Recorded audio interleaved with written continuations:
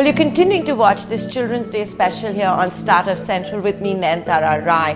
When we talk about children, today there is, the bad world of digital. We talk about cyberbullying. And frankly, there are no solutions globally. It's a new problem that parents, children, teachers, the world actually is grappling with. I've got with me a 14-year-old school child who is trying to find a solution. She's very brave. She's going to be talking to us about the solution that she's finding for this perennial problem that a lot of people don't know how to deal with. Nyaya Mehta, she's all of 14 years old and she's here with us in our studio. Welcome. Thank you for joining us. Thank you for having me. You're all of 14. I want to know what happened and what is this prototype and software I believe that you're working on.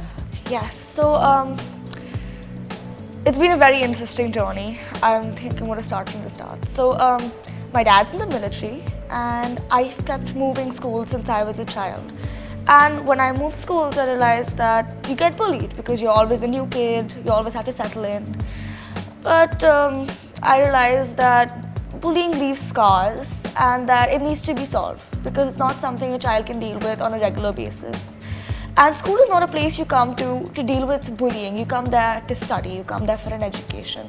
And around this time, YEA came up, my Young Entrepreneurs Academy. It was a 6-month program where I got the chance, where I met Namrata Thapar ma'am actually, and I got the chance to... And she heads this organization. Yes, she heads this organization and she's an amazing person. She's been my mentor through this journey. She made me realize that there is a solution for bullying, which was basically something I had been thinking of since I was 9 or 10. And when I was 11, or 12, I realized that its solution needs to be found. So, Enough, my service, is an anti-bullying app. At least it started off as an anti-bullying app. And as I did research, so I actually won YEA in 2018. And then I started doing a little more research to make it a little more in-depth because there are so many different types of bullying out there, and I realized that it's not just bullying anymore. There are concerns such as substance abuse, violence, harassment, suicidal tendencies, and we can see that in the major events that have happened, like the boy from the Dehradun school got killed in a school, and the child from GD Goenka, and the Ryan case that happened in 2017. So I decided that Enough, my service, can be used for not only bullying anymore, but it's more of an anonymous concern reporting system. So what Enough really does is that it provides you an anonymous website and an app where you can talk about your issues, you can report concerns, and those will go straight to your school administrator. My website and my app basically plan to do that, and I have a wristwatch, which is basically a personal security band, which has an audio alarm and an audio recording facility, which makes sure that children are safe at all times. Yeah, so that's what it is. So basically, when people talk about these issues, I would imagine it's twofold. One is where maybe people who've gone through similar events or experiences are able to counsel each other or share experiences, or just not keep it in themselves anymore, not have it bottled up anymore. And the second aspect, from what I'm understanding, what you're telling me, is an anonymous snitching mechanism. Yes, you could call it that. So, which is very important. Yes, so actually, because the fear of not sharing. Exactly. So a lot of kids are scared that, if someone comes to know or that their friends get to know, this peer pressure. That I snitched on the person who bullied him or her, then they will face the same repercussions. Most of the kids are scared about that maybe I'll be socially excluded. Maybe my friends will leave me. Maybe I'll also have to deal with that bullying. So that's what this anonymous app and website does. It makes sure that the children can report without having the fear of... So basically your school administration gets to know that there is this child who is being bullied. They don't know who is telling. It could be the child themselves, or it could be a parent or a victim or a classmate or whatever.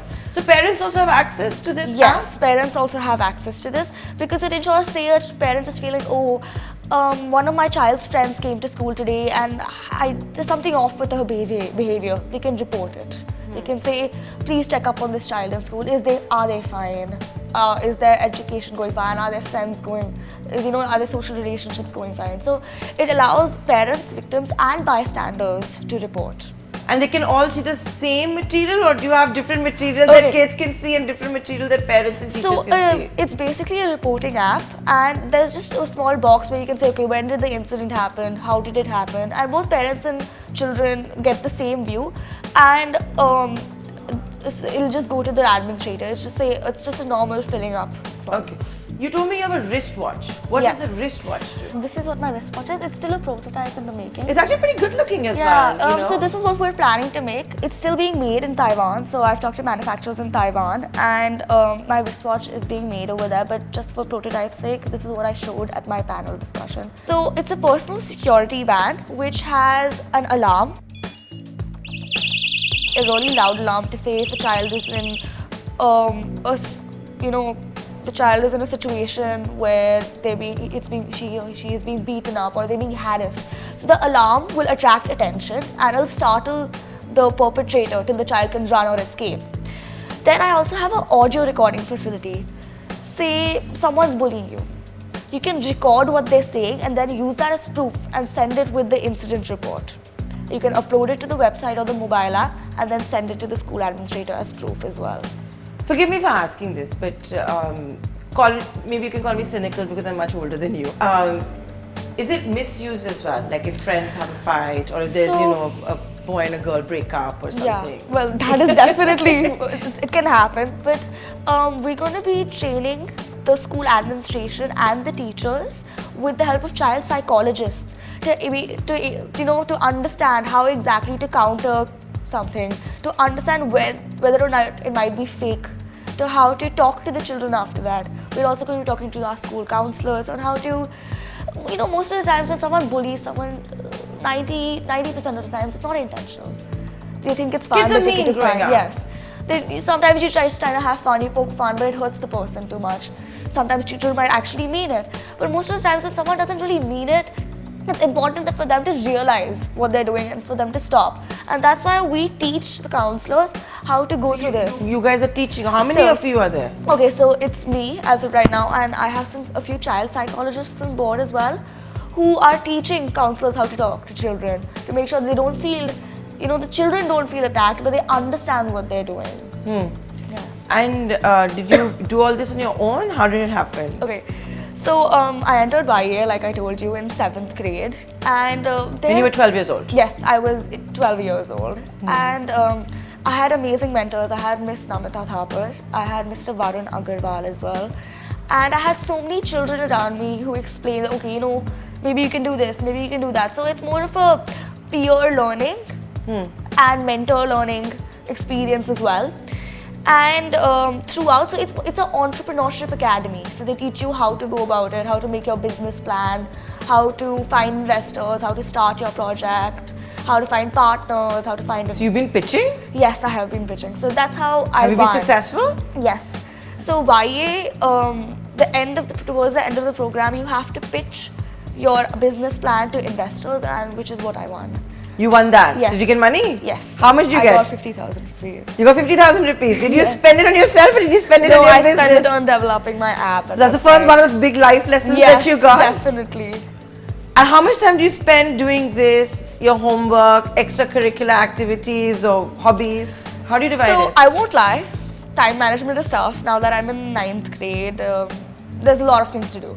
I have to prepare for college, I have to prepare for exams. At 14 you're preparing for college? Definitely, you need to do it now. You need to be. I went to college at the right time. You need to keep in mind that, I need to do this if this is what I want to do. But this will help you in college admission. Definitely. But I think you need to learn how to make use of every single minute. If you're in the bus, maybe you can ideate about, okay, who should I meet? Who did I meet recently? Who might help me? What are the actions I'm taking? You need to learn to be really fast with your work, but make sure that your grades are still there, perfectly. Are you an A+ kid? Yes. Oh, you're an A+ kid as well. Was that one of the conditions your parents maybe had, that if you're going to do this, you can't let the studies suffer? Yes, definitely. But my parents have been really helpful. They've helped me out when I've had tough times. Like, I personally take a lot of stress. So my parents have always been You're 14! I know, but I often felt like, oh, maybe I don't know how to do this. My parents have always been there to kind of push me like, no, everything's in your control. We'll help you. We'll sit with you. Like, my parents have stayed up night after night to explain subjects to me, to explain topics to me that I didn't understand because I didn't really have the time, that much time to give. Now, making a website is not tough, you know. Nowadays Yes, you now can you do it have really Wix. easily, right? But I think the attention to detail, the devil is in the detail, and that's what Definitely. makes a good website. So Definitely. you're doing it on your own, or you've had to get help, or like how are you doing it? So the website was made on Wix.com, which is a really user-friendly website, and a little bit of coding, which one of my friends helped me with and my dad helped me with. The app, however, is I'm not a coder, but I got the help from some technicians who helped me build my app. Okay. Yes. So this is 100% your baby, if I can call it that. Yes. Huh? Yes. Are you popular in school after this? Because do they look at you as that she's the one who wants to make snitching official and legitimize it? Oh no, I mean, I've had friends. I mean, I've been bullied when I was a younger kid, but now I guess I've settled down a lot in my school. And yes, this has definitely been one factor that, oh, you know, she'll solve bullying. Yeah? But I've always been like the academic kid or the child who kind of focuses on the studies more. But I also do a lot of sports, so that helps. Of course, it always helps. But tell me something, you know, and as I wind this down, you know, so you're going to these workshops, I'm sure you read a lot as well. They always say an entrepreneur's journey is a lonely one. You're only 14. Would you say it's true? Well, I don't think that's true because I have had so many mentors around me. I've had my peers encouraging me. I've had my parents. I've had investors come up to me and say, oh, you know, you should do this. So what kind of investors? So from companies like Make My Trip to angel investors, I've talked to a lot of people, especially through YES. They've given me the platform, they've given me the connections to talk to people. That's the basic amount of entrepreneur investors. So besides the award that you won, have you Yes. managed to get money from other investors? No, so I realized I gave it a little break because I was doing more research.